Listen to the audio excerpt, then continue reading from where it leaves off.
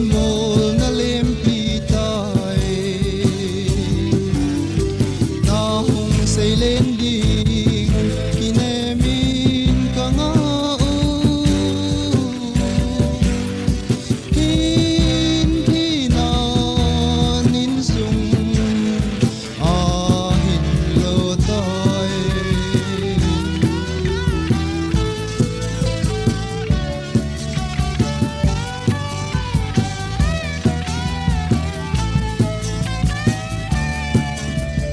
Chile ra hin na min ngei na jung le zo te hin câu dong am ta hi jing zong le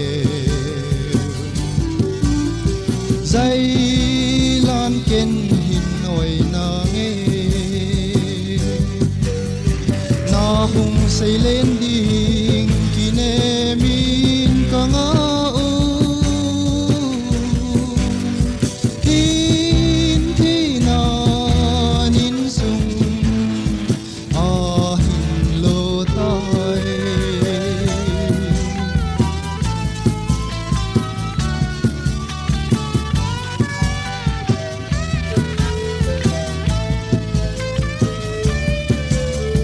Namin sa nu ka chun nu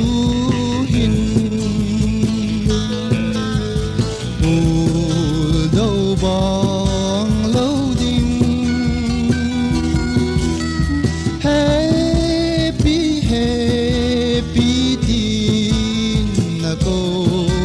man koi ta thum sung bo na len ni hùng say lên đỉnh kinemin ka nga hin thi na nin sung a hin lo tai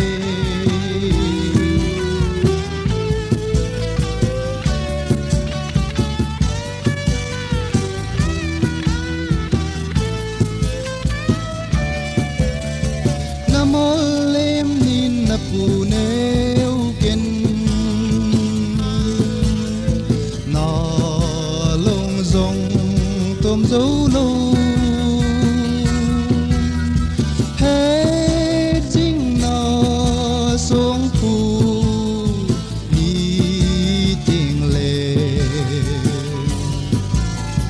có thấy su nin bằng na nghe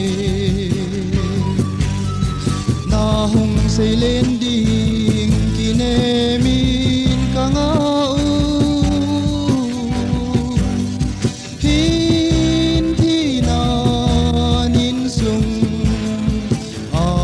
hin lo tai na hùng say lên đỉnh kinemin ka nga